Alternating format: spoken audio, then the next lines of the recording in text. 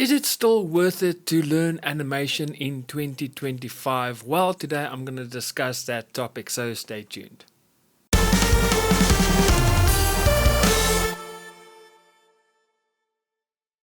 Hey guys, my name is Eon and welcome to my Start Animating YouTube channel. The channel that is specifically aimed at everyone that is new to animation, and if that is you, welcome, you are at the right place. So make sure you hit that subscribe button and also click on that little notification bell so that you can get notified every week when I upload a brand new video. And if you are new to animation and you don't know what you're gonna need to start out, well, I compiled the animation startup guide, and in this guide I list all the different animation softwares, 2D and 3D animation, and you can just click on it and it will take you to the website where you can find out all the information, the price, the specs. So you can do, it's much easier for you to find out all the information you need and do some research on all the software to see which one is best for you.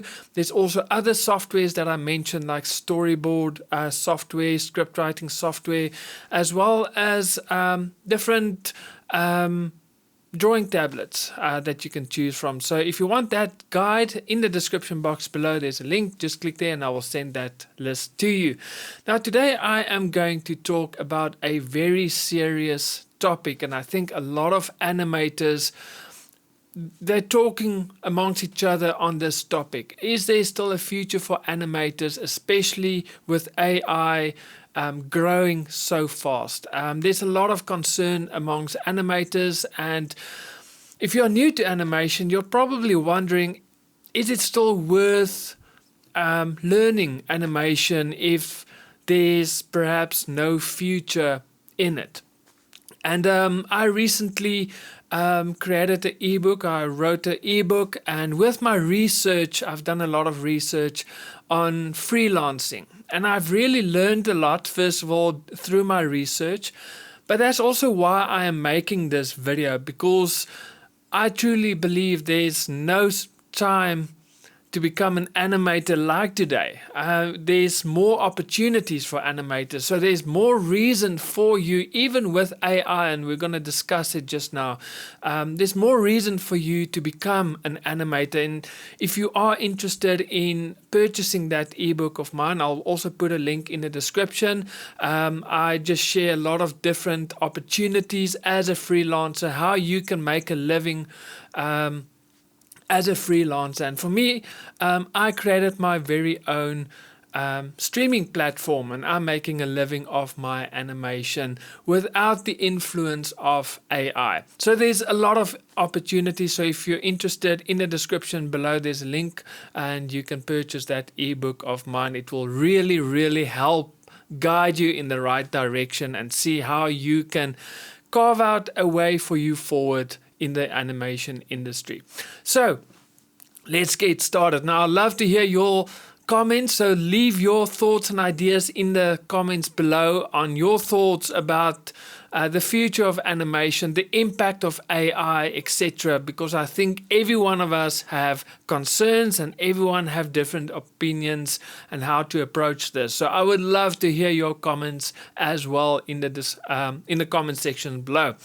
So I think let me first give you a background. I want to lay a foundation, provide some context, and then we'll dive deeper, okay? This concern of, is there a future for animators? This is not something new, okay?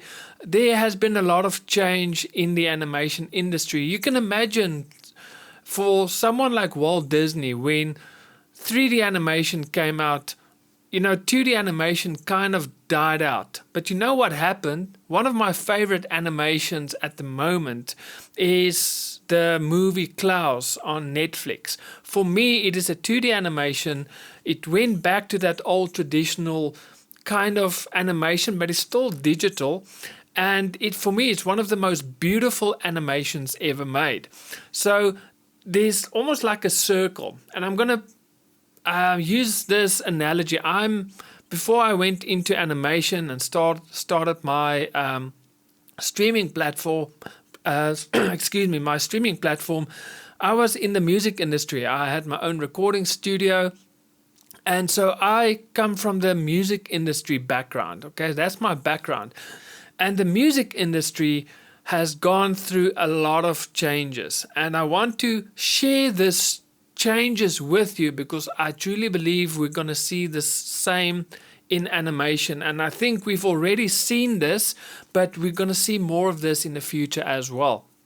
So in the past, in the music industry, how it worked is there were recording studios, large commercial recording studios, and your record labels went to these studios and they've paid them a lot of money to record their artists, because then they'll know the artists will have good quality albums. Okay, so that was basically how it worked in the past. Everything back then was analog, so the recording studios have have a large mixing desk or a recording console, and they'll also have all the rack mount gear and everything. And so then the digital era came along, and then everyone could record their own music at home with a laptop, with an audio interface and a microphone, and they could basically record and produce their own music at home. There was no need for them to go to a large studio. And someone that really did this well was Billie Eilish. She created her albums in her bedroom, and she became world renowned, world famous, and one of the top artists, and she did it in a bedroom. And so there's a lot of so now all of a sudden there's no need for this large recording studios anymore. And so a lot of them closed down as well. A lot of the large recording studios, they just didn't have any clients anymore, because even your large or famous musicians, they created their own home studios. And so the large studios kind of closed down. There was no place for them. But then there was a problem. Something happened, okay? With digital, the music started to become too well polished. With autotune, the singers could sing perfectly. You can quantize your drummer. If he wasn't on time, you can quantize it and he will play on time. So your music became too perfect. There were no kind of noise in the studio. Everything, the audio was clean. And so what happened was the music started to lose that human touch. That human voice was perfect, and there wasn't any imperfections in music anymore. It lost that human touch. And now what we kind of see is now they are going back to analog gear, and they're actually now working in a hybrid mode where they have working with a computer and with software and plugins, but they also have a console and all the rack mount gear. So they're combining the two so that they still have that analog feel with that unique sound. And a lot of the large sound engineers back in the 80s, when the music or the recording studios were doing well, they all have their own studios now. And what happens is they are freelancing. They're not working for a studio, they're working for themselves. And so large record labels are paying them now to mix and record songs, but they're not working for a studio, they're working for themselves. And now the sound engineers, they're actually now making more money than what they did when they were working at a recording studio. So why am I sharing this? It kind of went in a whole circle. So it was analog, it went to digital, and it became so music lost its human touch. And so now they're starting to implement digital analog as well. And then the audio engineers, they were working at recording studios. They kind of lost their job. They built their own home studios because everyone did it. And because of their know-how and they've got the gear, now they're getting all the jobs again. okay, because they are trusted, they have a well-respected name in the industry, and now they're getting more work than previously. And I think that is going to happen in the animation industry as well. Okay, so we look at, for example, let's look at Klaus again. Okay, we've had Disney animations, hand-drawn 2D animations, then we got Pixar and it went 3D animation, and then software came and everyone can animate, and then we kind of missed that 2D animation. It was a style at its own, it was an art form on its own, and we lost it, and then someone came and they created Klaus with the Disney feel, but still with a digital, making it with software, making it digital, but they can add so much more. So they became like a hybrid, exactly like in the music industry where they use analog gear and the digital, they combine the two, and we call it hybrid recording or hybrid mixing in the music industry. And I think the same is happening in the animation industry, that we are kind of moving back to, yes, we can do everything digitally, but we still want that hand-drawn. I think there's still a place for it, and it's still going to come back as well in the future. I think 2D animation is going to become more prominent in the future as well. So I do think there is still a place for animators in the future. So I first wanted to draw that picture because just like the audio engineers, they had a job working for a studio, they kind of lost their job because of digital, and now they are actually making more money than what they did in the past working for themselves as freelancers. I do think the same can happen with animators as well. And we're going to look at animation studios of what recently happened with Moana 2 with Disney. And I do think we're going to see a kind of a shift where your freelance animators are the ones who's going to make the most money and not necessarily the ones working at studios. So what happened with Moana 2? If you don't know, Disney Animation actually didn't animate it at the Disney Animation Studios, like where they animate all their feature films. They actually sent it over to Disney Canada in Vancouver, and Moana 2 was animated there.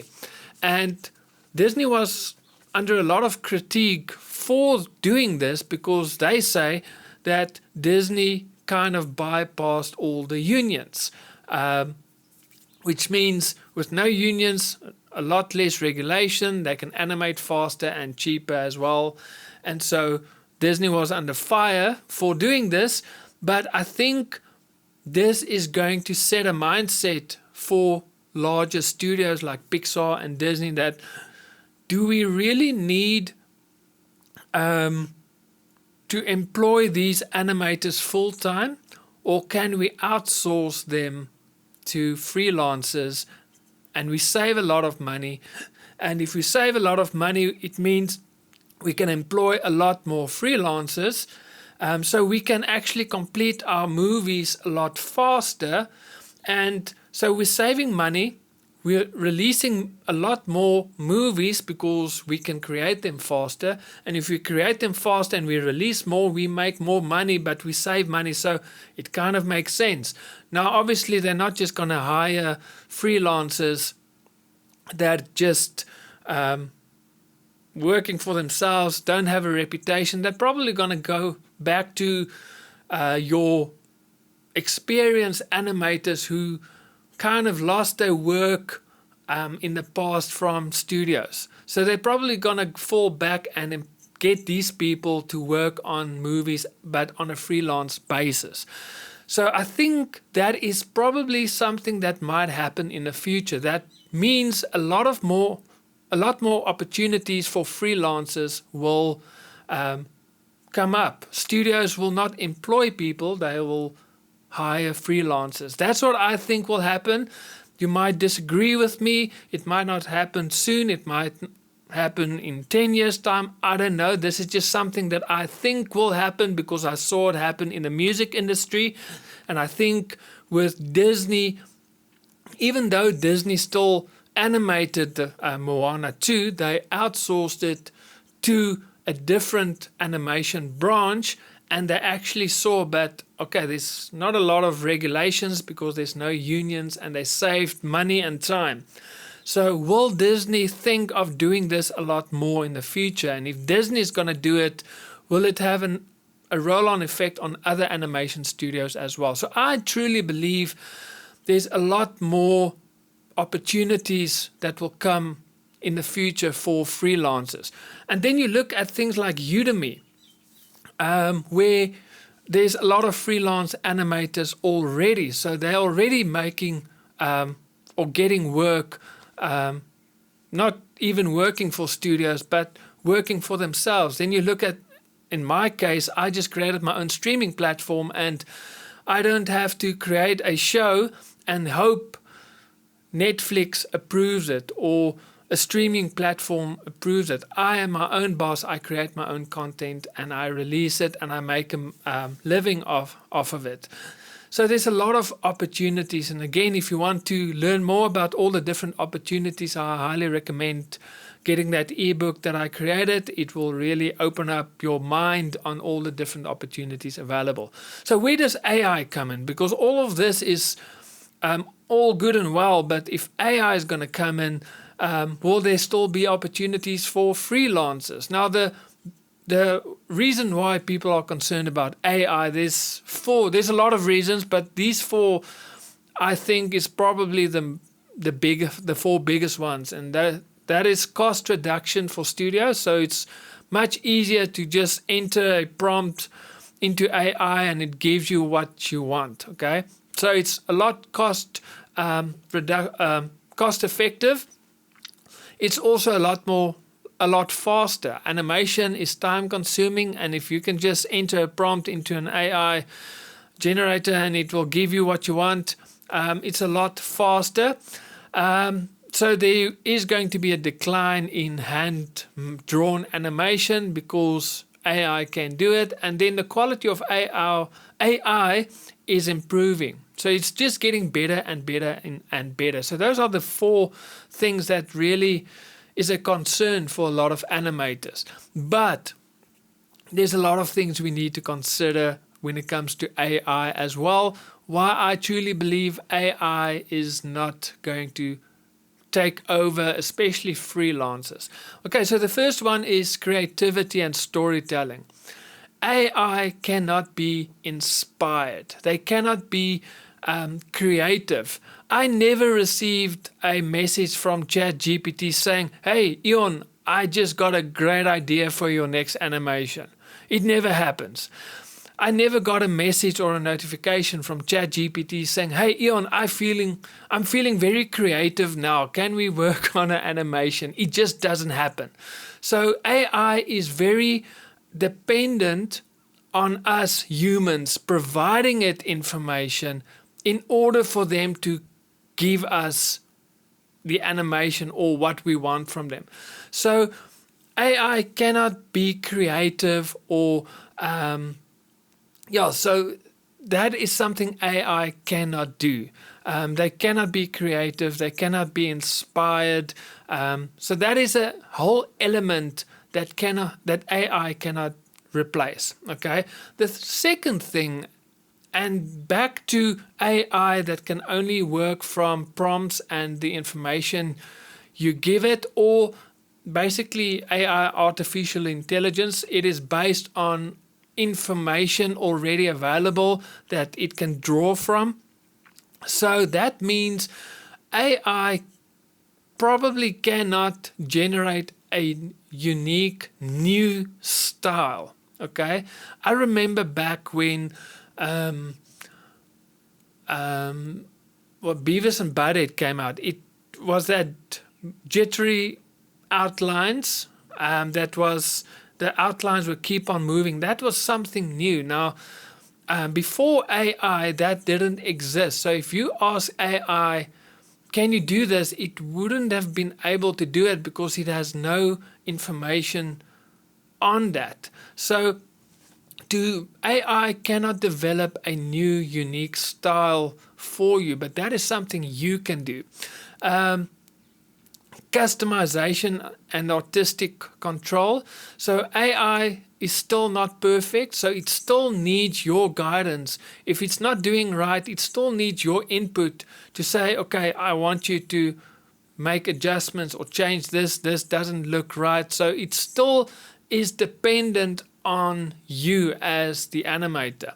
And then intellectual property is a big one, because there's a lot of uncertainty when it comes to intellectual property. If you ask AI to create a character for you, do you own that intellectual property? Do you own that character, or does AI own it? So there's a lot of still uncertainty about intellectual property when it comes to AI. Do you own it or not?